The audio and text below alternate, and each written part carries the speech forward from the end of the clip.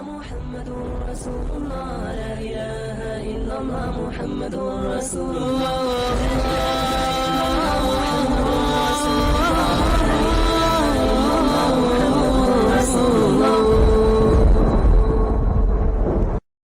حسبي ربي جل الله ما في قلبي غير الله نور محمد صلى الله لا إله إلا الله.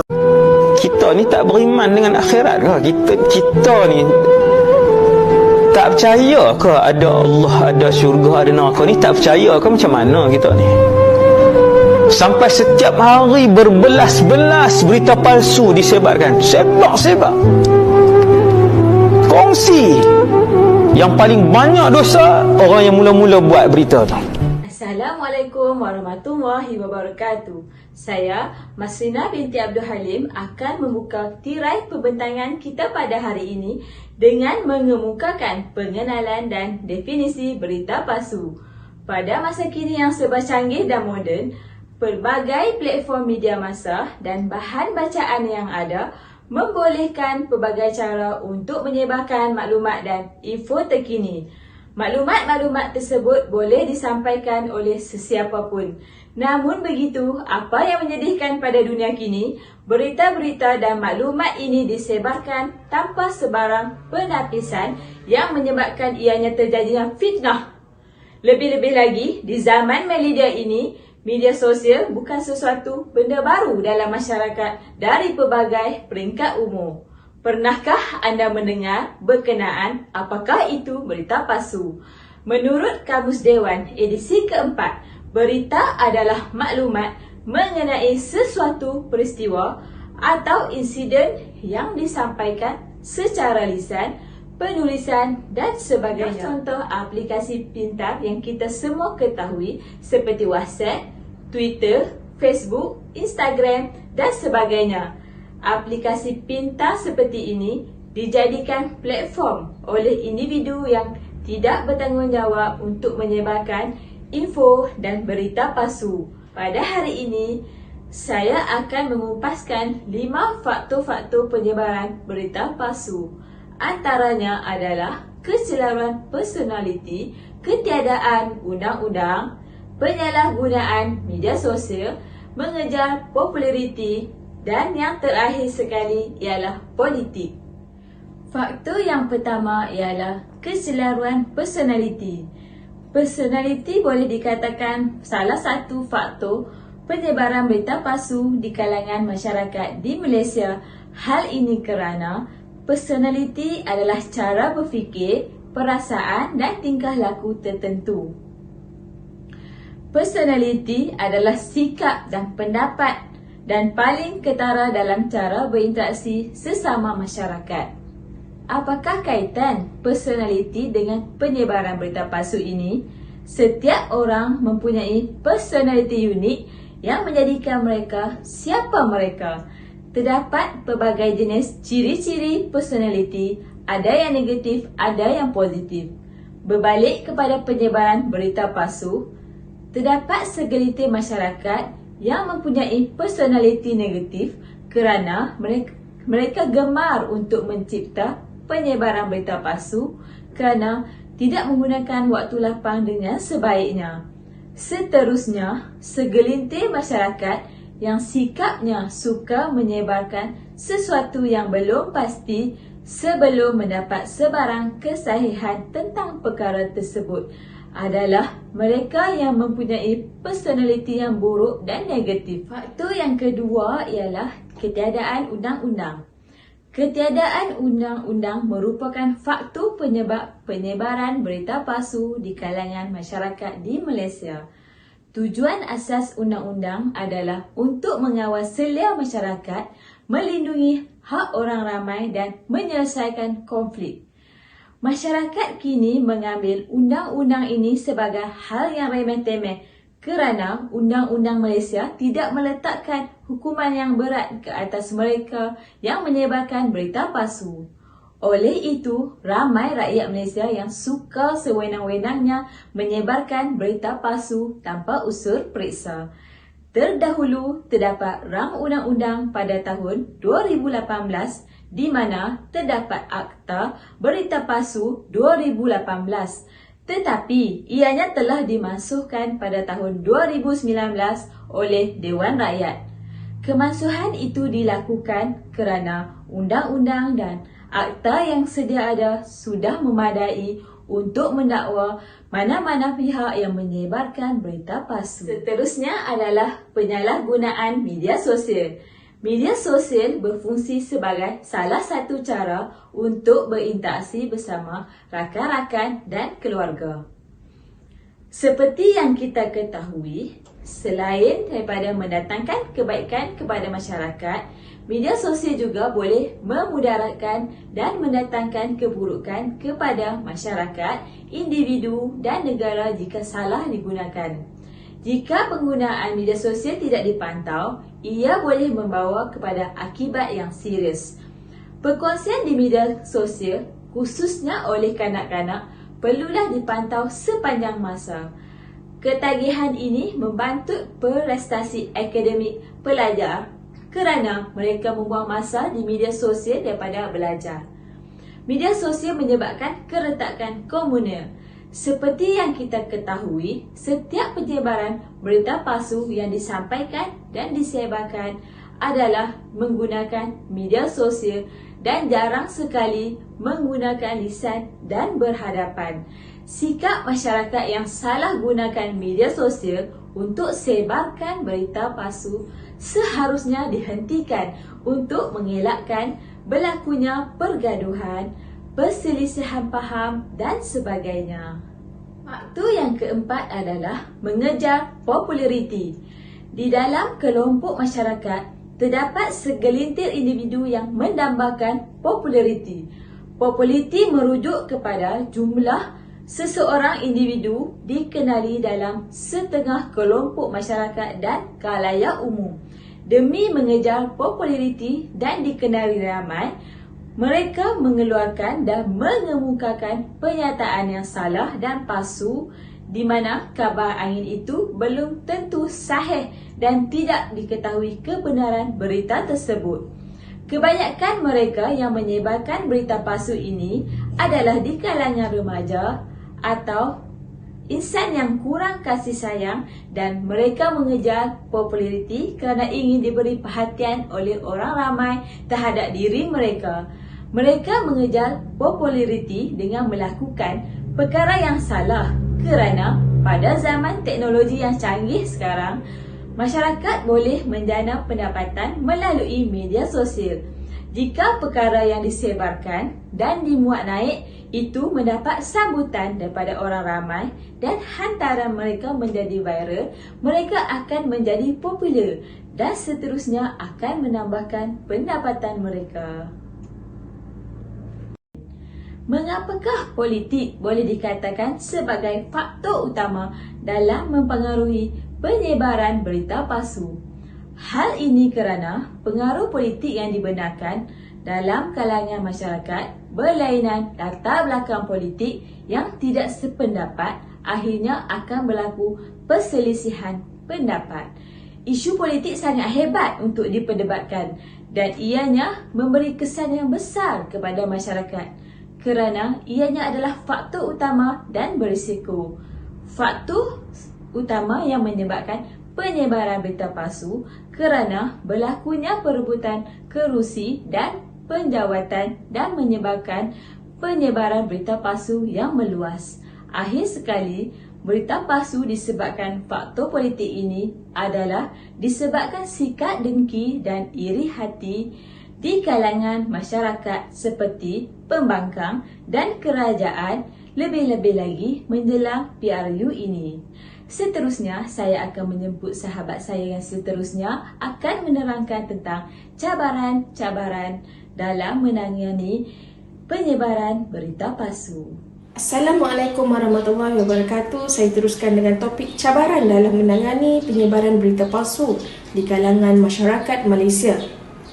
Terdapat beberapa cabaran yang berlaku di dalam Malaysia. Yang pertama, tiadanya sekatan bahan bacaan digital dan aplikasi media sosial. Terdapat beberapa cabaran berkenaan cara menangani isu penyebaran dan perekaan berita palsu ini di kalangan rakyat Malaysia. Pelbagai bahan bacaan digital dan juga platform media sosial tanpa sekatan antara cabaran pertama bagi menangani berita palsu yang berlaku disebabkan oleh pihak yang tidak bertanggungjawab dan boleh memperbesarkan sesuatu hal yang kecil dan menjadi semakin rumit. Pelbagai amaran dan juga peringatan telah dikeluarkan oleh pihak berwajib termasuk para ulama. Namun begitu, masih terdapat ramai rakyat Malaysia yang mengambil mudah dan menyebarkan berita-berita palsu sewenang-wenangnya. Penyebaran berita palsu, penipuan dan fitnah turut menyebabkan kekecohan terhadap orang ramai kerana panik dengan berita palsu tersebut. Antara contoh yang sering berlaku antaranya ialah amaran kenaikan harga minyak yang turut menyebabkan rakyat beratur sehingga lewat malam untuk mengisi minyak kerana mengkhawatiri kenaikan minyak keesokan harinya. Jika kita lihat pada masa kini, kebanyakan aplikasi tidak mempunyai sekatan hantaran maklumat di media sosial. Ini bermakna tiadanya kawalan daripada pihak khidmat pelanggan aplikasi seperti aplikasi Facebook, aplikasi Instagram dan juga TikTok. Ianya tidak mempunyai sebarang sekatan penghantaran. Apabila penghantaran itu dimaknai oleh rakyat ataupun netizen, ianya terus dimaknai dengan automatik tanpa tapisan oleh pihak aplikasi media sosial. Ini menyebabkan berlakunya penyebaran dengan lebih meluas lagi. Cabaran seperti ini amat dihadapi oleh pihak pengurusan kerana aplikasi tersebut tidak mempunyai tapisan sebelum video itu tersebar. Untuk menjadikan sistem keselamatan aplikasi tersebut menjadi lebih baik, pihak perkhidmatan aplikasi perlulah melaksanakan penapisan hantaran maklumat sebelum maklumat tersebut dimuat naik dan tersebar luas.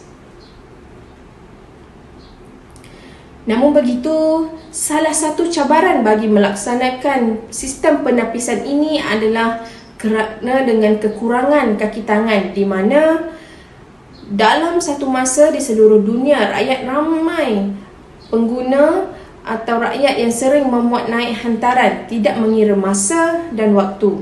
Selain itu, jika penapisan hantaran dilaksanakan, penapisan oleh perkhidmatan pelanggan aplikasi akan menjadi lebih lambat dan ini menyebabkan netizen terpaksa menunggu lama untuk mengetahui status hantaran tersebut. Dan ini menyebabkan rakyat atau netizen menjadi bosan dan tidak akan menggunakan sesebuah aplikasi itu lagi. Cabaran yang kedua ialah kebebasan bersuara yang menjadinya tiket untuk menyebarkan berita palsu. Seperti yang diberkatakan oleh Mufti Wilayah Persekutuan iaitu Dr. Luqman Abdullah, kebebasan bersuara yang diperuntukkan di dalam undang-undang bukanlah tiket untuk rakyat bersuara sesuka hati dalam menyebarkan berita palsu dan mencela orang lain secara terbuka. Menurut beliau lagi, dalam agama Islam menegaskan umatnya agar menyemak dahulu kesahihan sesuatu berita ataupun info sebelum menyebarkannya. Tambahan lagi, agama Islam turut menyatakan apabila datang kepada kamu orang fasik membawa berita, hendaklah diambil dan dibuat semakan terlebih dahulu sebelum menyebarkannya. Ini sudah jelas di dalam Al-Quran dan hadis tentang larangan mengumpat, ghibah dan juga mencela yang merujuk kepada perkara yang tidak disukai Allah Subhanahu Wa Taala. Seperti dari Abdullah bin Umairah radhiyallahu anhu, Rasulullah sallallahu alaihi wasallam bersabda, "Sampaikanlah pesanku biarpun satu ayat." Rasulullah sallallahu alaihi wasallam menjelaskan tatkala ditanya oleh seorang sahabat, "Wahai Rasulullah, apakah itu ghibah?" Lalu jawab baginda, menyebut sesuatu yang tidak disukai oleh saudaramu di belakangnya. Ditanya lagi kepada baginda, bagaimana sekiranya apa yang disebutkan itu benar? Jawab baginda, kalau sekiranya apa yang disebutkan itu benar, maka itulah ghibah. Tetapi jika sekiranya perkara itu tidak benar, maka engkau telah melakukan buhtan. Buhtan iaitu pembohongan yang besar. Hadis riwayat Muslim, Abu Daud dan At-Tirmizi. Di sini dapat kita katakan ghibah bukan hanya pada ucapan lidah, tetapi melalui gerakan, isyarat, ungkapan, sindiran, celaan, tulisan atau segala sesuatu yang difahami sebagai hinaan. Mendengar orang yang sedang ghibah dengan sikap kagum dan menyetujui apa yang diperkatakannya, hukumnya sama dengan ghibah. Segala pahala amalan kebaikan orang yang melakukan ghibah akan diberikan kepada orang yang menjadi sasaran ghibahnya. Islam mengharamkan dan melarang ghibah kerana boleh mengakibatkan putusnya ukhuwah, rosaknya kasih sayang, timbulnya permusuhan, tersebarnya aib, lahirnya kehinaan dan juga timbul keinginan untuk melakukannya. Seterusnya, cabaran yang terakhir iaitu masyarakat berhambat untuk mengejar berita terkini. Di dalam kehidupan yang serba canggih dan moden hari ini, kita diselubungi persaingan dalam kehidupan harian yang mana segelintir pengguna menjadikan media sosial sebagai tempat untuk mencaci dan menghina sesetengah pihak yang tidak memuaskan hati. Contoh yang sering kali kita lihat, orang awam banyak menghina dan mengutuk kaki tangan awam yang sedang menjalankan tugas pada masyarakat. Hal ini kerana bertebaran berita-berita palsu dalam platform media sosial yang menyebabkan masyarakat bingung dan terpengaruh dengan mesej yang disampaikan. Demi kepentingan peribadi dan juga kepuasan diri, terdapat pihak yang tidak bertanggungjawab sengaja menabur fitnah dan menyampaikan maklumat yang tidak benar.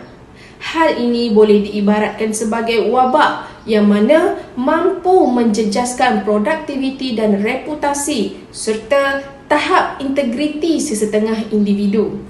Ianya menjadi satu kebanggaan apabila menjadi juara, apabila dapat menjadi orang pertama yang berjaya menyebarkan sesuatu maklumat walaupun ianya sebenarnya tidak sahih. Antara berita palsu yang tergempar melanda seluruh dunia ini, termasuk di negara ini sendiri, adalah sesetengah perkara yang berkaitan dengan isu COVID-19 baru-baru ini, yang mana terdapat sesetengah berita ataupun maklumat yang langsung tidak berkaitan dengan COVID-19 tetapi telah diulang tayang atau disunting menjadi berita yang menyebabkan kekeliruan dan juga ketakutan dalam kalangan masyarakat. Pelbagai isu yang tidak berasas ketika wabak itu melanda dengan sengaja dibuat bertujuan menjatuhkan maruah dan integriti sesuatu organisasi ataupun individu. Ianya seperti perang cyber yang tidak putus-putus bertali arus menyerang satu sama lain tanpa kesahihan. Walhal, jika terdapat sebarang keraguan, rakyat boleh mendapatkan info yang sahih di laman web rasmi kerajaan berbanding platform media sosial yang disampaikan oleh orang awam. Hai, Assalamualaikum warahmatullahi wabarakatuh. Saya Syamim Syahiran binti Abdul Manaf hari ini akan berkongsi dengan anda semua bagaimanakah cara-cara ataupun langkah-langkah untuk mengatasi penyebaran berita palsu di kalangan masyarakat Malaysia. Seperti yang kita sedia maklum, berita palsu kini kian tersebar secara meluas di kalangan masyarakat Malaysia. Kerana apa? Kerana wujudnya aplikasi-aplikasi pintar ataupun laman sosial yang kini senang diakses hanya di ujung jari. Anda ingin tahu bagaimana cara-cara untuk mengatasinya? Ayo saya kongsikan. Langkah pertama, elakkan menyebarkan sebarang berita yang anda tidak pasti sumbernya.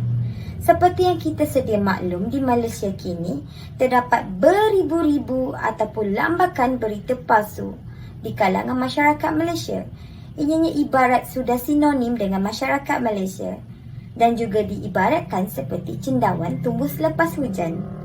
Bagaimanakah cara untuk kita menananginya? Antaranya adalah sekiranya anda mendapati sebarang info atau sebarang berita yang anda tidak pasti kesahihannya, anda boleh menghubungi pihak kerajaan ataupun pihak pengurusan yang mengeluarkan berita tersebut untuk menyemak kesahihannya. Sebagai rakyat Malaysia, kita seharusnya bertindak secara bijak dan rasional sebelum menyebarkan apa-apa berita yang tidak sahih sumbernya, kerana ianya boleh membawa imej yang buruk di kalangan masyarakat kita. Dan anda juga boleh menyemak sebarang berita ataupun info yang tidak sahih di sebenarnya.com yang di mana diwujudkan untuk masyarakat menyemak segala berita-berita palsu ataupun info-info yang tidak sahih. Ibarat slogan mereka, tak pasti, jangan kongsi. Ayo ke langkah seterusnya, iaitu langkah yang kedua. Apakah itu langkah kedua? Langkah kedua adalah pihak kerajaan seharusnya memperketatkan undang-undang yang sedia ada di Malaysia. Adakah anda tahu apakah akta-akta yang terdapat di Malaysia yang boleh diguna pakai jika individu terbabit didapati bersalah melakukan penyebaran berita palsu? Iya, tepat sekali. Di Malaysia kita mempunyai Akta Seksyen 211 dan juga 233 Akta Komunikasi dan juga Multimedia 1998 di mana jika individu terbabit didapati bersalah melakukan kesalahan menyebarkan berita palsu, ianya boleh dikenakan denda sehingga RM50,000 dan penjara minimum 1 tahun dan maksimum 10 tahun atau kedua-duanya sekali. Mana satu yang anda pilih? Jadilah pengguna dan masyarakat yang bijak. Seterusnya mari kita ke langkah yang ketiga. Apakah itu langkah yang ketiga? Langkah yang ketiga adalah pemantauan dalam alam cyber.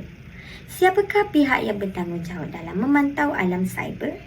Ianya semestinya adalah SKMM. Siapakah itu SKMM? SKMM adalah pihak yang mengawal seria dan mempromosikan industri komunikasi dan juga multimedia yang merangkumi telekomunikasi, penyiaran, perkhidmatan internet, perkhidmatan post and courier dan juga persijilan digital.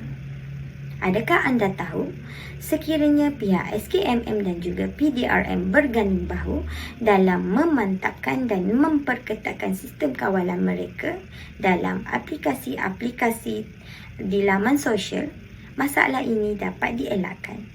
Marilah kita sama-sama berganding bahu dalam mencegah penyebaran berita palsu di kalangan masyarakat Malaysia. Sepertinya kita sudah sampai ke langkah yang keempat. Apakah itu langkah yang keempat? Langkah yang keempat adalah tangani penularan berita palsu dengan segera. Pernahkah anda dengar tentang penularan berita palsu berkaitan wabak COVID-19 satu ketika dahulu? Sudah semestinya anda pernah dengar, bukan? Diperkatakan isu berita palsu wabak COVID-19 telah mengganggu pelbagai pihak termasuk pihak berkuasa dan juga pihak kesihatan dalam menjalankan tugas dengan baik dan selesa.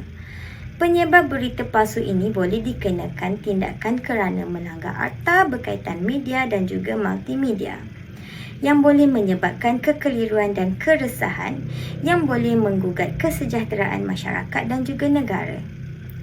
Terdapat juga beberapa akta yang boleh diguna pakai dalam mengatasi berita palsu seperti akta fitnah dan sebagainya.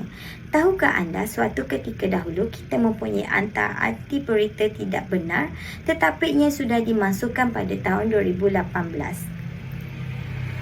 Suruhanjaya Komunikasi dan Multimedia berperanan besar dalam mencegah dan membendung maklumat palsu yang tersebar di bawah Seksyen 233 Akta Komunikasi dan Multimedia 1998. Langkah yang kelima, anda dikehendaki untuk selidik dahulu kesahihan sesuatu berita. Seperti yang kita sedia maklum, Suruhanjaya Komunikasi dan Multimedia telah menubuhkan satu portal yang dikenali sebagai sebenarnya.com untuk anda menyemak kesahihan sesuatu berita ataupun info. Penyemakan kesahihan sesuatu berita dan maklumat amatlah penting sebelum anda menyebarkannya kerana hampir 90% rakyat di Malaysia menggunakan internet sebagai medium untuk menyuarakan pendapat dan juga pandangan mereka serta menyebabkan penyebaran berlaku dengan pantas. Setelah berlakunya penyebaran berita palsu, perkara ini tidak boleh diundur balik kerananya ia akan mengundang fitnah dan amat sukar untuk dihentikan setelah penyebarannya berleluasa. Maka, jadilah rakyat yang bijak. Fikir dahulu sebelum buat sesuatu. Kesimpulan yang dapat kami buat di sini, media sosial adalah penyumbang utama kepada penyebaran berita palsu di Malaysia. Malaysia pada hari ini yang bebas menerima segala maklumat dan berita yang belum pasti kesahihannya sedikit sebanyak memberi cabaran yang besar kepada masyarakat dan negara Malaysia dari pelbagai aspek termasuk ekonomi, politik, sosial dan keselamatan. Yang paling membimbangkan ialah pengaruh berita palsu ini yang semakin tidak terkawal seiring teknologi pada hari ini yang semakin canggih dari hari ke hari. Seseorang yang tidak beretika akan lebih cenderung untuk berkongsi dan menyebarkan berita palsu terhadap masyarakat digital tanpa memikirkan kesan mahupun impak berita palsu tersebut terhadap masyarakat digital, kerana kegairahan untuk melihat jumlah perkongsian yang banyak di media sosial. Ini sedikit sebanyak akan memberi impak negatif secara tidak langsung dalam masyarakat di Malaysia. Berita palsu amat bermasalah dan juga terdapat perdebatan yang semakin meningkat tentang cara menangani isu ini tanpa menjejaskan faedah media digital. Untuk mengekalkan sistem demokrasi yang terbuka adalah penting bahawa kerajaan, perniagaan dan pengguna bekerjasama untuk menyelesaikan masalah ini. Kerajaan harus menggalakkan literasi berita dan kewartawanan profesional yang kuat dalam masyarakat mereka. Industri berita mesti menyediakan kewartawanan berkualiti tinggi untuk membina kepercayaan orang ramai dan membetulkan berita palsu dan salah maklumat tanpa menghalalkannya. Syarikat teknologi harus melabur dalam alat yang mengenal pasti berita palsu, mengurangkan insentif keuangan bagi mereka yang mendapat keuntungan daripada maklumat yang salah dan meningkatkan accountability dalam talian. Impak yang negatif dari penyebaran berita yang tidak sahih sedikit sebanyak akan memberi kesan kepada pemikiran masyarakat yang mana boleh menjadikan masyarakat panik dan menunding jari kepada kelompok tertentu yang terlibat. Ini juga akan menimbulkan kebencian, hasutan serta kekerasan terhadap kelompok yang dianggap sebagai penyebar berita palsu ini. Contohnya, dengan menyalahkan orang-orang tertentu seperti pelarian, kumpulan tabligh dan sebagainya. Sudah semestinya situasi ini akan menyebabkan kehancuran dalam sesuatu masyarakat yang berpecah belah akibat berita palsu yang disebarkan. Rakyat Malaysia disarankan memupuk budaya membaca, bukan sekadar membaca tajuk berita dan juga tidak mempercayai bulat-bulat berita yang disampaikan di mana-mana media sosial, digital dan bahan bacaan. Semoga kita akan lebih peka dan berita dari sumber yang sahih dan bersama menghalangi penyebaran berita palsu yang tidak memberi keuntungan kepada mana-mana pihak.